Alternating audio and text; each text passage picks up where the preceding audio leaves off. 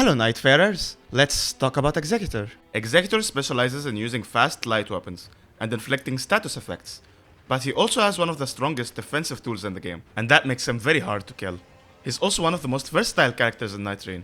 There are so many great ways to build him, and so today we'll take a look at Executor, how to best make use of his skills, and what are some of the best ways to build this character. Executor's passive is Tenacity. You get a 20% damage boost when you recover from a status effect. For effects like Bleed and Madness, this is basically as soon as the status effect procs on you. For things like Poison and Frostbite, you have to wait for the effect to end or cure yourself with a bolus for you to get the buff. Curing partial buildup will not give you the buff though. It has to proc on you for it to count. This passive is very situational, and for most players, it can be just forgotten about most of the time. Though it is still worth it to keep it in mind, and take full advantage of it whenever a status effect procs on you. Now the real question is, should you intentionally let a status effect proc on you just to play around this? Surprisingly, the answer is not always no.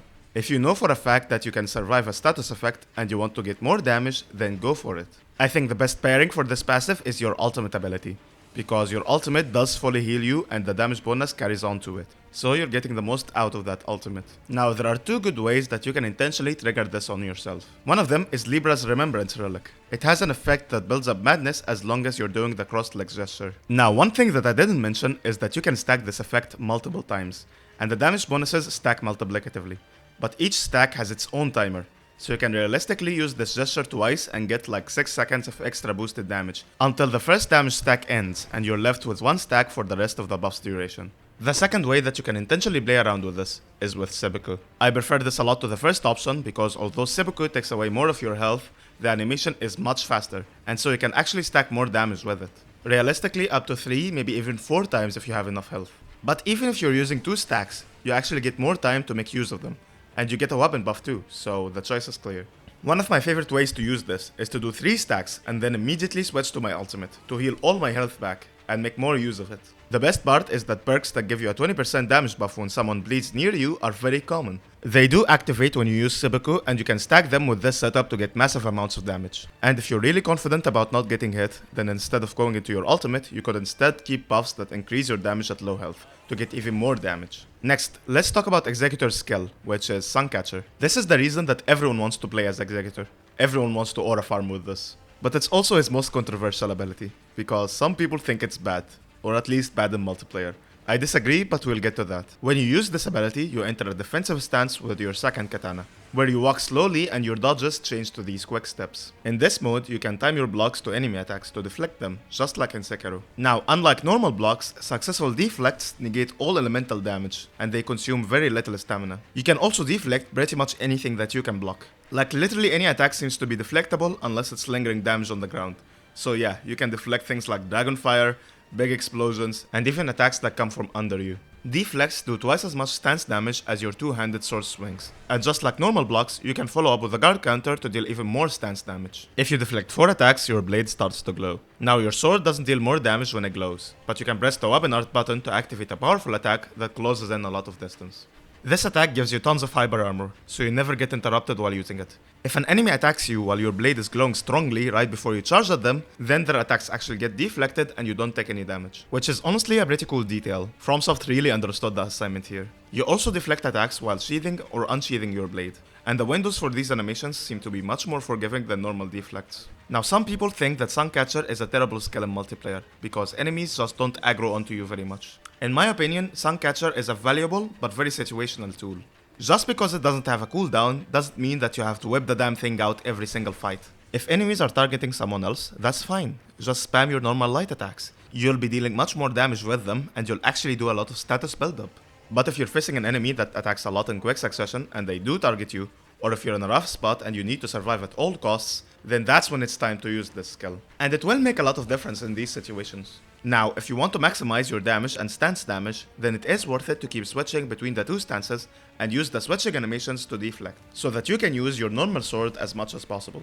But even if you can do that, I don't think it matters too much that you're dealing less damage and no status buildup when you're using Suncatcher. Let your teammates do the damage. Focus on stance breaking the enemy so that you can lock them into a repost animation where your teammates can deal even more damage. So, as long as you're deflecting attacks, attacking between deflects to not let enemies recover stance damage, and switching to your normal sword when you're not being targeted, then you're making perfect use of this skill. Now, I didn't talk enough about how useful the switch deflects are. Generally, deflects are better than dodging. You're standing your ground so that you can attack sooner. So, if you know that one attack is coming, like an AoE for example, it is worth using switch deflects to parry it instead of running or dodging away. You can also use them out of a sprint, to kind of negate the issue with mobility that this skill has. Now, for bigger enemies, deflecting is less viable. They don't attack as frequently, their attacks are not as well telegraphed, and worse yet, your lack of mobility when using Suncatcher will make it difficult for your attacks to reach some of them in the first place. So you'll probably use switch deflects to deflect one or two of their attacks for the entire fight.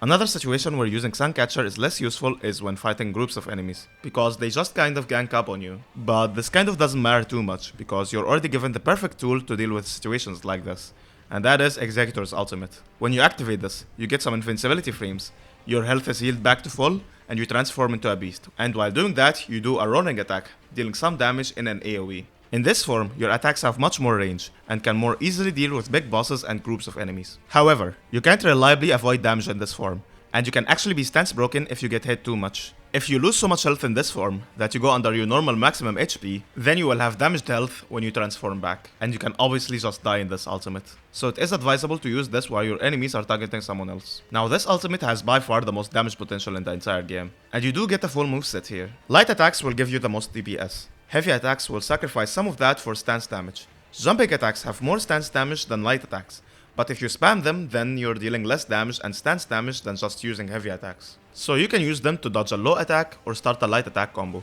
but other than that, you shouldn't really spam them. You can also press the dodge button in this form to dash. This doesn't seem to have any iframes, but the light attack you do out of this dash does more damage than the first light attack in your light attack combo, so you can use this as a combo starter. Next we have the roaring attack, which can be activated by pressing the block button. This is an AoE attack that has extremely long range for some reason, and this makes it really good for groups of enemies, but even better for reviving your teammates. Couple that with the fact that the roar you do while transforming shreds through the revive bars, and this ultimate is one of the best ways that you can use to revive your teammates. Finally, we have the skill. It's this long charge attack that can stagger bosses and deal very heavy damage and stance damage. You're very vulnerable to enemy attacks while charging this, so positioning is key here. This attack will always transform you back to normal mode, so it is worth doing it near the end of your ultimate if you want to maximize your damage potential. You can see how much time you have left by looking at your ultimate gauge, so you can plan ahead for that. Though this part of the gauge stays filled if you transform back. So sometimes it can be worth it to use this ultimate just to do this one attack to stagger or stance break an enemy. You will transform back and end up with a head start towards fully charging your ultimate again. You can by the way just transform back to normal by pressing the ultimate button. You don't have to use this attack or wait for the ultimate to end. Next, we'll briefly talk about whether you should one-hand, two-hand or power stance your katanas. When putting one-handing and two-handing side by side, we see that there is barely any difference. It's the same 5-hit combo. Two-handing has very slightly more DPS. One-handing is very slightly faster. But this doesn't translate to you getting more hits off, because the difference is just that minuscule. So, choosing between them should depend on which one you're more comfortable with, or what perks you find. Right, so every time you switch and switch back from Suncatcher, you go back to one-handing your sword, even if you were two-handing it. Which can be very bothersome if you want to two-hand your sword, because you have to do it again every single time. On the other hand, if you find even a single perk that increases your two-handed damage, which are very common, then it automatically becomes the better choice. For Powerstancing, despite it being a slower looking moveset, you actually get a significant increase in DPS. Whether you should use this depends on your relic setup. If you have a build that uses multiple status effects on your starting katana, which are in my opinion the best setups, then you should just never use this and focus on your starter katana, because otherwise you'd be undermining your own build. Because if you use the same status effect on both katanas, then you don't inflict that one status effect faster.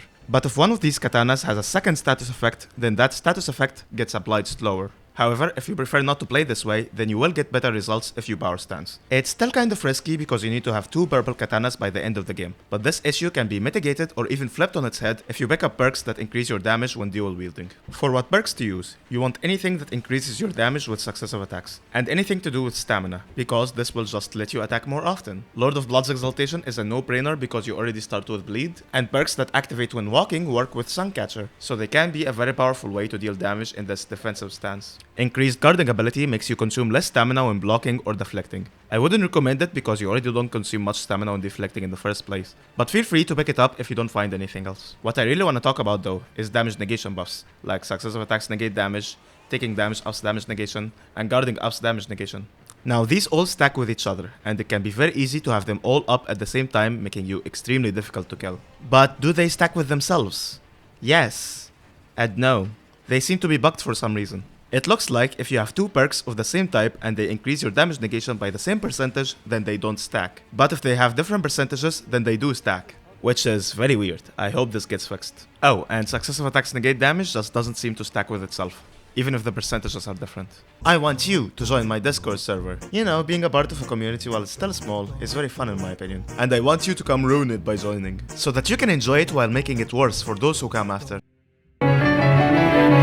Just like the boomers did in America. We have an LFG channel where you can play Nightreign with me and other members of this community. There's no reason for you not to join. Link in the description below. Next, let's talk about which relics to use. And boy, are there a lot of good ones for Executor. I'm gonna start with my favorite one, which is partial HP restoration with post damage attacks. I think this one is a must-have.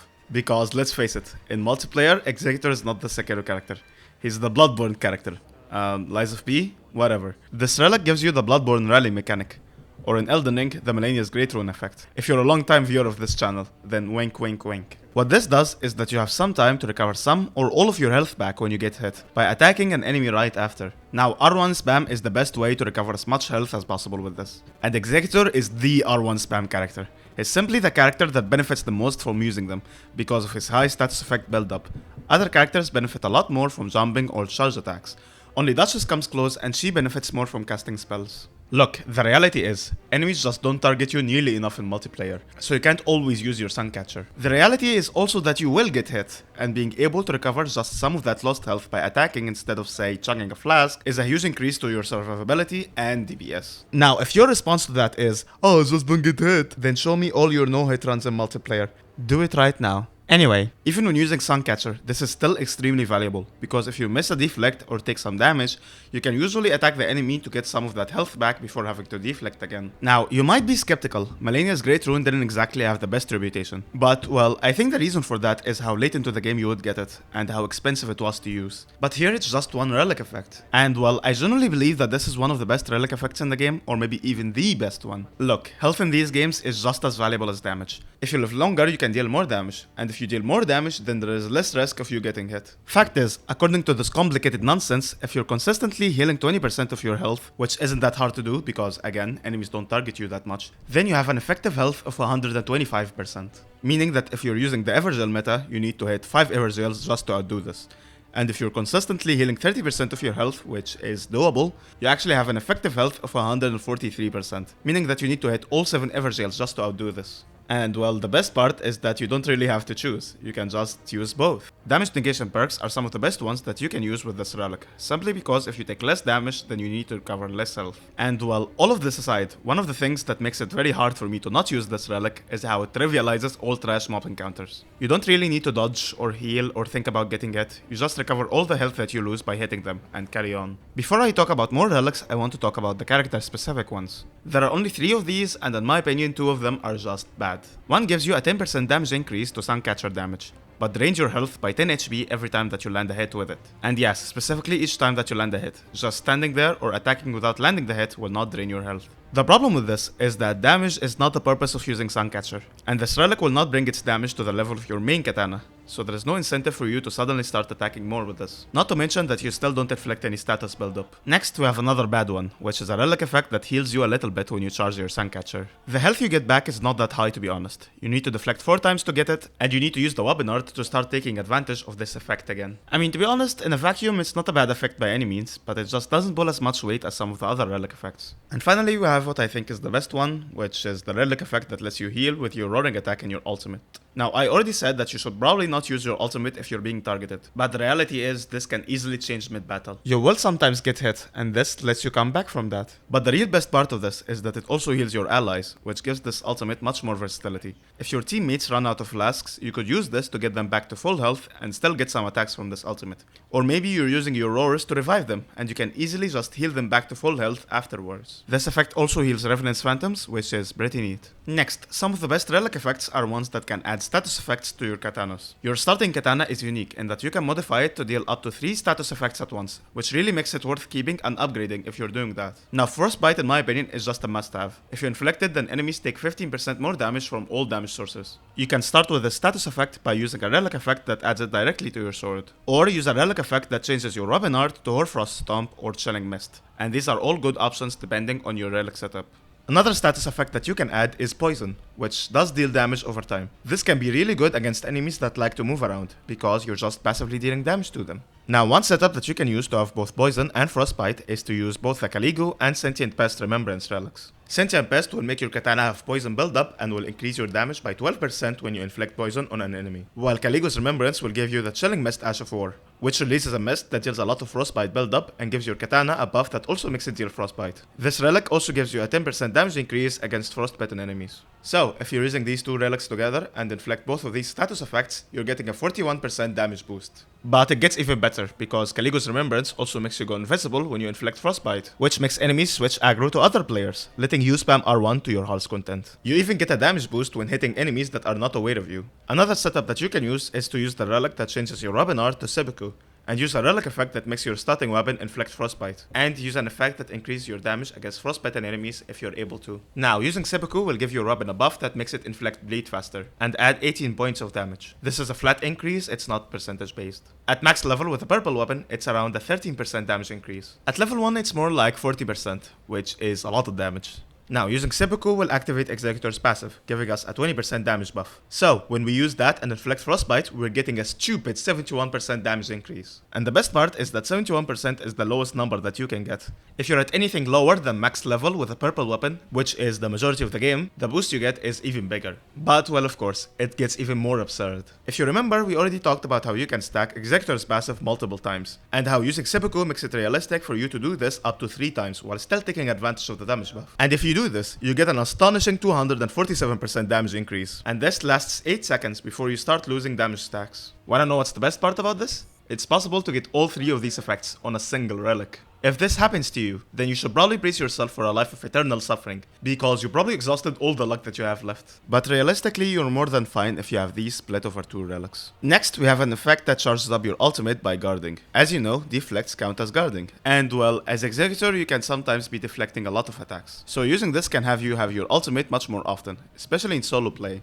Next, there is one specific relic that you get from the Everdark version of Adele, and this boosts your critical damage by a massive 38%. As a frontliner, Executor gets to do a lot of reposts, and the game is full of perks that can increase your repost damage even further, so this can be really good on him. This relic can be stacked with other relics that have the improved crit damage effect, but not relics that have the +1 version of this effect. Next, let's talk about the build I personally use for Executor. To start, I personally hate the Evergel meta, because I think it's boring, so that's a no-go for me. Now, for these builds, I usually use relics that you're guaranteed to get, but this time I got somewhat lucky with my relic drops. So I have 2 setups for you. The first one has the Caligo and Nostar Remembrance relics, and a relic with a Millennia's Great Rune effect. We already talked a lot about why all of these are amazing. With this setup, you're dealing 3 status effects at once, and you have the Bloodborne rally mechanic. It doesn't get much better than that, really. Next is my actual setup, that involves a little bit of RNG. First, I have a relic that you get from the end of Executor's Remembrance. It has the effect that makes roaring in your ultimate recover health for you and your teammates. Then we have HP recovery from successful guarding. This gives you 10 HP every time you block or deflect an attack. This is not amazing on its own, but it can synergize with perks that give you health when guarding. It's basically the same buff, and you can just double it. And it's even better if you're using it with the effect that gives you health back when you charge your Suncatcher. And this way you can recover decent amounts of health by just deflecting. But even if you don't do that, it's just a nice bonus that you're getting for free, so don't complain. The real best part of this relic is the last effect, which slowly restores HP for self and allies when HP is low. But it doesn't work like how you expect it to work. What this actually does is that when you reach low health, it activates a buff that starts healing you for 50% of your total HP. And it's just passive healing. You don't need to stay at low health for it to keep working. And this effect has no cooldown at all. So if it ends and you reach low health again, it will just activate again. So, in effect, this is just passive healing that will be active more often than not. This is a huge boost to your survivability, and I can't stress this enough. First off, enemies deal less damage to you in this game than in base Elden Ring, and this is just a rule in this game. Another rule is that unless you have passives that give you more flask HP regeneration, your flask just never gives you back your full HP. And as a result of that, you don't want to use 2 flasks at once when you're at low health, because you're just wasting a lot of health regeneration that way. And this is where this comes in.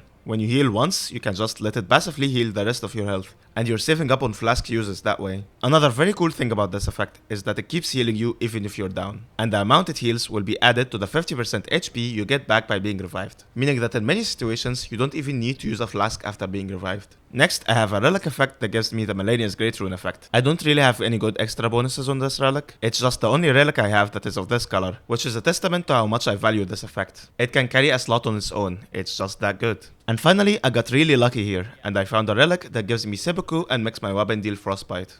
So basically, I can recover my health when I get hit.